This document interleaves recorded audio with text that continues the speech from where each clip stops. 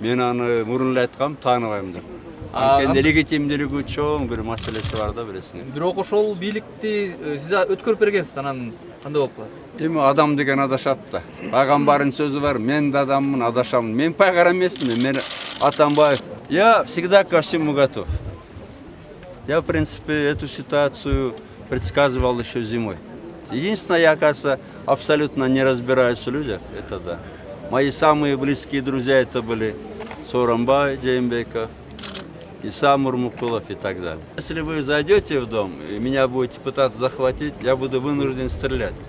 Потому что они выполнять будут незаконное решение. Мне все равно ребят этих жалко, это наш будет спецназ или Ожский, какая разница. Я для них это сказал, чтобы они знали, что я вооружен и мне придется стрелять. Куда var? Biz dengemiz. Biz dengemiz. Aman esen. Ey sağ ol.